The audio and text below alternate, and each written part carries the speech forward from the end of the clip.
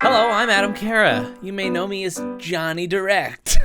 And today we're going to talk about... So if you don't know, with Rivals Direct 3, or should I say Lovers Direct, or should I say Aether Direct, we're just going to talk. You know, it's been a while. I haven't done a video in a long time because I've been working on this Direct. This started out as a very small project that exploded in difficulty, exploded in the amount of work that ended up being required for it, and it's pretty much my fault.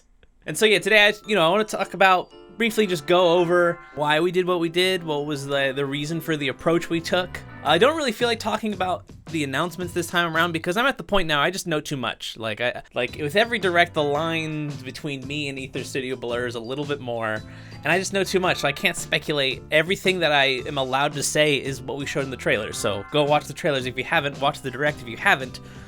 What are you doing here? But actually, the one little twist is I am going to address the 3D stuff right here, right off the bat. I'm not dangling it to the end. We're going to talk about that right now because there are a few concerns that some people, and really it's all in my head mostly, like it really shouldn't bother me, but I just can't help myself. I'm just one of those people where, like, even though it's such a little thing by a small minority of people, it's just that they're wrong, and it's just like, if I just explained it, maybe they wouldn't be wrong. Maybe they'd change their minds. I know that's an impossible feat. But yes, the next project is going to be a platform fighter, and it's going to have shields and grabs. And some people complain about this, and it blows my mind. Because it shouldn't be a surprise, really. Surprise, surprise, the game that has been so heavily influenced by Melee and PM. I think it's not really a secret, too, that the reason Rivals didn't have shields was when Dan was starting out, and it was more or less just him, or just a tiny amount of people working on it. He didn't want to do grabs. He didn't feel like animating that. As development went on, as the team grew, we kind of do see grabs in a lot of ways. So like it really is not shocking at all to see shields in the next project. The number of different things are into why people, I think, don't like shields. Well, one, most people like shields. Again, I'm really just splitting hairs over like the smallest of things, but it pisses me off. But basically, one, I think people might have had like a bad experience with shields from whatever game they played. You know, I don't know anything about Smash 4 Ultimate, but those are like the big popular games that most younger Rivals players would have come from. So I don't know, you tell me in the comments what the shields are like in those games. Maybe they're really annoying and they suck or whatever. I started with Rivals, and then as I branched out, I played like all of the games really, and I really enjoy Melee and PM. And like the more I play them, the more I appreciate what a shield does to the ebb and flow of a game. It adds so much depth.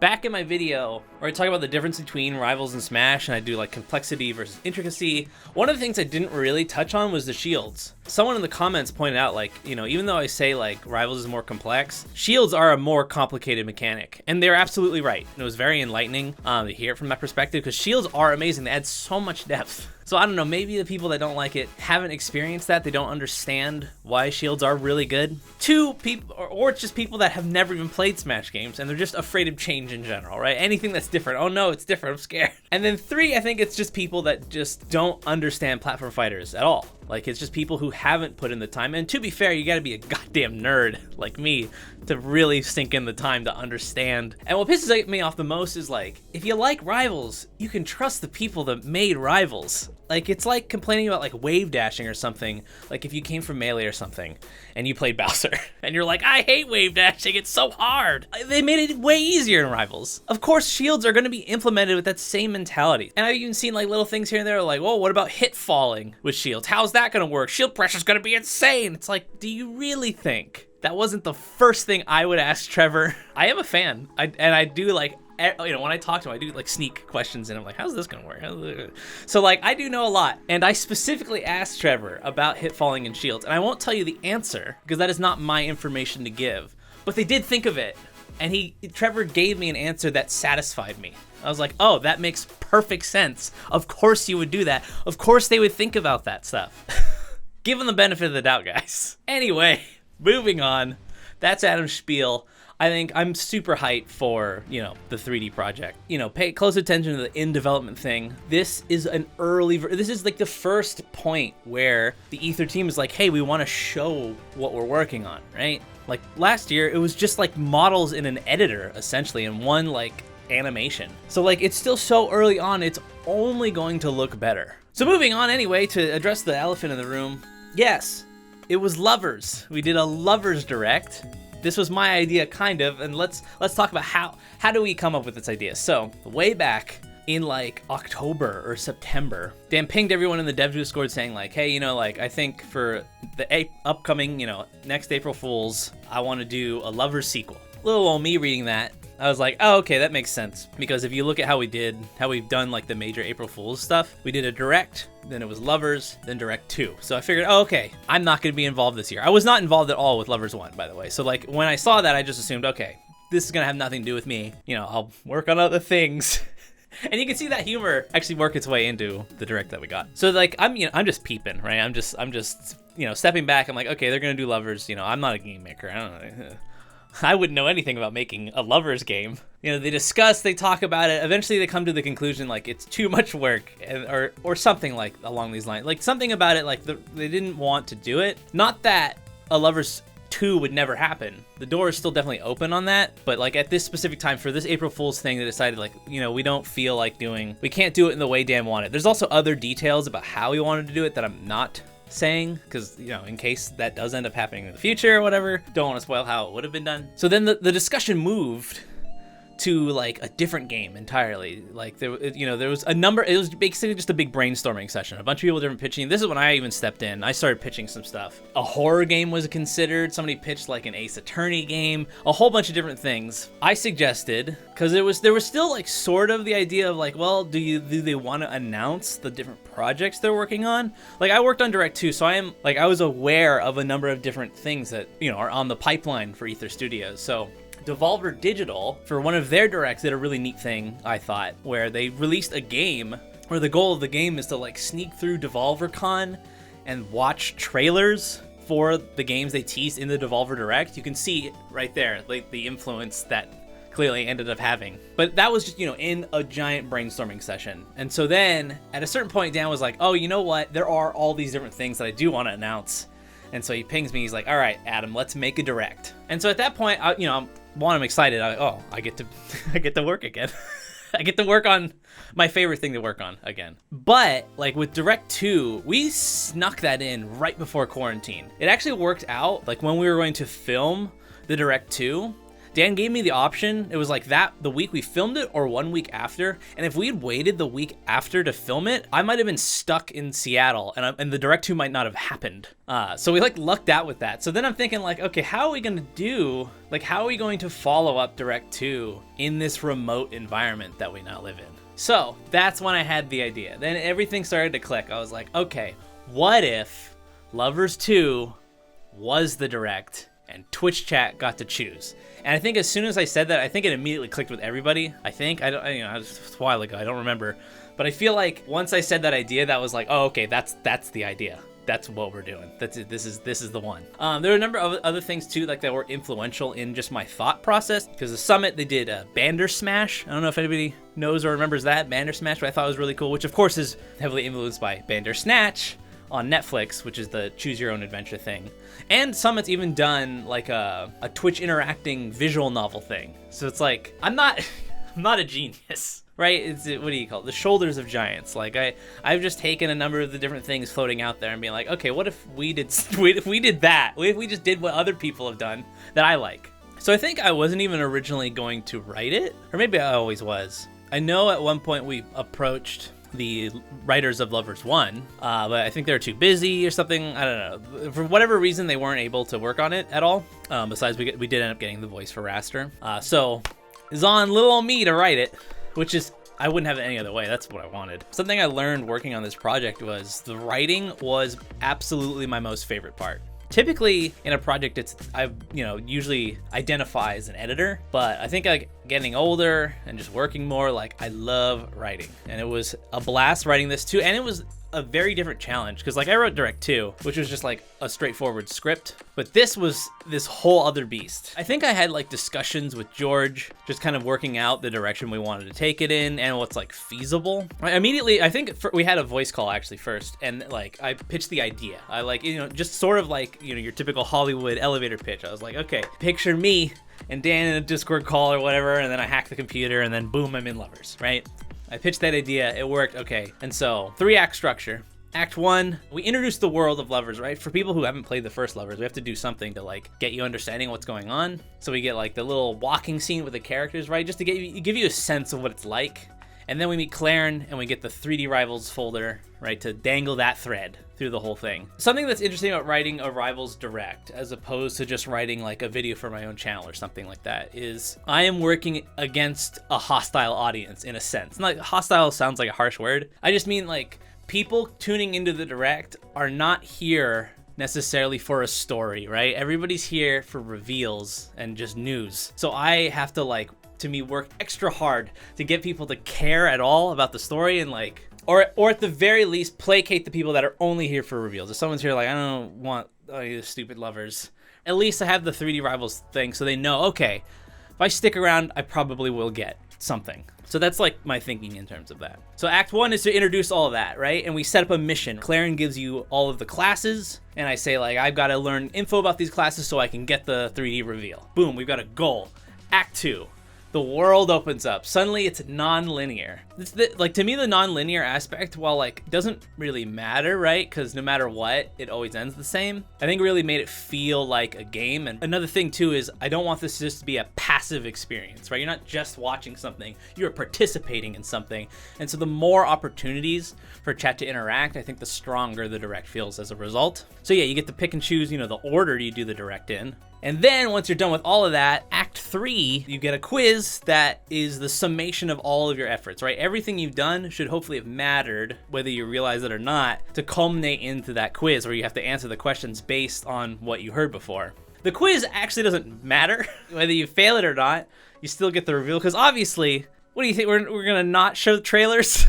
Because chat sucks? Like, of course, like it is constructed in a way where you'll get every single reveal no matter how good or bad you do. But the quiz, I think, just gives everything like sort of a sense of weight, especially because you don't know at that point in time that the quiz doesn't matter. You do, of course, get different scenes or whatever, depending on how well you do with the quiz, but in the end, you still get the 3D reveal. And so another big aspect to why this idea was so captivating to me, why I really wanted to go with it, is I love the idea of getting Twitch chat to vote against the reveal they came to see.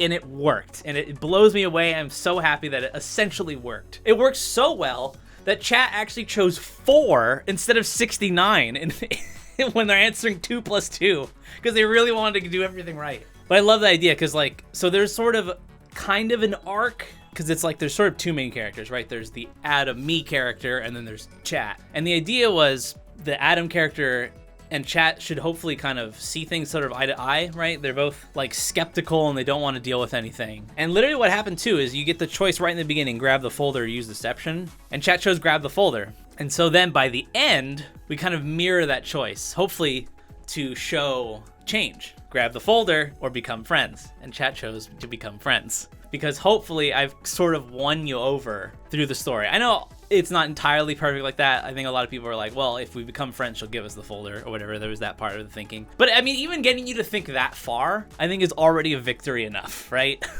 Like the cynical part is just like, oh, you just want the folder. You don't care about any of this stupid stuff. You just want the reveal. And that's like an aspect to the storytelling. And like the arc is like overcoming that and eventually caring about the storytelling. I think I more or less accomplished the goal I set out to do with the Lovers Direct. And the structure is just something I'm really proud of. With like the other Directs, Direct 1 and 2, like it's just kind of a series of bits. And Direct 2 is a little bit better. There's like a better framing device. But as someone who just like has studied a lot of writing and, you know, I have a degree in cinema or whatever, like I've always wanted to like find a way to actually give the Direct like a storytelling structure, right? It's really hard because, you know, at the end of the day, this isn't about storytelling. This is an advertising mechanism. I'm here to just give you trailers. So trying to weave it in together is like, it's complicated. I don't know, at least for me, I don't know. You know, obviously I'm not Shakespeare. To my abilities, it was very difficult, and I'm very proud though, because I think I pulled it off mostly how I wanted. And so when I say I pulled it off, like really, I didn't. We pulled it off, right? And I'm very serious about that. Like this Direct, unlike the other Directs, and the other Directs were very collaborative efforts as well. I really shouldn't discount that. But this Direct, even more so, was ridiculously like just a gigantic team effort. Like this time it's like I'm doing all this work, George is the one like actually performing this thing and playing it live. He's also in contact with the voice actors. Dan recorded like the 3D stuff for me. Alien did the map. Mark did all the art. Alfonso did the background. And I shouldn't be naming, you know, there's credits for a reason. It's just like, this was a tremendous effort. And it didn't really hit me till like near the end that I'm like, oh my God, this is massive. Because when I originally pitched it, it was like, we're in quarantine. We can't do a massive thing like we did with Direct 2. We'll just do a little visual novel thing. That'll be cute. That'll be easy. And it became the biggest thing I've ever worked on. Like, it's just this crazy production with like so many different people all doing different aspects of, you know, a greater whole. And like at a certain point too, it's like looking at the art and hearing like all the voice actors, like seeing the 3D animations. I realized like, man, I am amongst a huge group of very talented people who are all doing this because of a stupid idea I had, right? It's a lot of pressure. It's very daunting. You're like, oh, what if this sucks and all of these people did all of this work for nothing? It's terrifying. It's so stressful. Direct 2, like looking back, Direct 2 is a joke compared to like the massive effort we put in for Direct 3. Like Direct 2 is so simple. But yeah, I think we pulled it off. In some ways it's scary, but in another way, there's sort of a safety net. Like hearing like Sean's lines for the narrator, it's like, okay, even if everything else sucks, at least this will be good. There's some quality coming out, no matter what. So there is like sort of, I don't know, it's a double-edged sword. Like working on this, I realized like one of the reasons this did blow up to be this insane thing is that all of the Aether team and myself, like, we're perfectionists in a lot of ways. Like, we are all like very detail-oriented people, and I think we help motivate each other. Like how I just illustrated with the way I felt, I'm assuming that's like how most of the other people feel. They all feel like, oh wow, everybody else is so talented, like I better put in work and make sure that my contribution can match everybody else's. We all push each other to be better. Like we have an idea and we're like, okay, let's do it like this. And then someone else will chime in like, ooh, but you could do this and it'd be even better. And then everybody starts jumping in. We're like, oh, we can do this and we can improve it. And then here we are with Direct 3. It was supposed to be easy. Another side note thing, just sort of on this subject, as a writer, it really is like an insane feeling hearing like professional voice actors read the dialogue you wrote and then making you laugh with your own jokes. You're like, wow, that's so much funnier than how I wrote it, because they're talented people. It makes you feel like a much better writer than you are, I think. It's a real trip, like the difference from hearing me deliver my own stupid lines versus hearing one of the actors deliver the lines. Like there were times where like Hannah would say a line and I'm like, man, did she improvise that? That's so good. And then I go and look and it's in the script and I'm like, haha, I'm good. And I think it just speaks to a lot, like how big of a difference obviously an actor makes. And for the voice actors, I hope like this project is useful to them. Like they really knocked it out of the park. So yeah, another thing that was different this time around too, just in terms of the production and speaking to like the more collaborative nature of this one. Like, so, okay, just to put in perspective how the Direct worked, like this wasn't just a video, right? Where I just say, here, George, press play. This was here, George, press play, and then pause, and then switch, and then press play on this, but only if chat did this, and we basically just made a video game in OBS because we're idiots. I mean, I don't know if we would have ever been able to have made it like an actual game. And for the most part, I mean, it worked, right? There's only a few things that were like kind of jank in the way it worked because of OBS, but like there is no, like the Lovers Direct doesn't exist anywhere. It's a series of video clips that I edited and then gave to George that he assembled in OBS, then combined that with like the polling scripts and things like that. So like chat would vote, but really it's just on George to like, okay, play this now. And so George, his analogy was like, it's like putting on a play. And I think that's extremely accurate, especially like, cause it's like this live thing that didn't work perfectly, but like all live productions, right? There's always like, a little thing here, a little thing there that doesn't go wrong, but that's kind of like part of the charm, I think, of like a live production. So just shout outs to George for just being like my go-to, pillar Rivals dev person. I don't know, this time around. I mean, and not to, downplay Dan's role. Obviously, Dan is still always around. His force can be felt. But so yeah, like it was Just a tremendous effort on a whole bunch of people, and I'm sorry I made you all work hard because I thought it'd be funny if I turned into a capybara live on stream. I don't know, I just hope people liked it, I guess. I hope this was like, it wasn't too cringy and too painful. I hope this was a fun thing for everybody. A fun way to deliver all these awesome announcements that the Aether Studio team is working on. And, you know, thank you to just like, you know, literally everybody. Of course, like George, Stefan, Dan, everybody else. Shouldn't be naming people because everybody else... There's credits for a reason. Thank you, everybody. You know, thank you, of course, Dan, for just, like, letting me do this again. How do I keep getting away with this?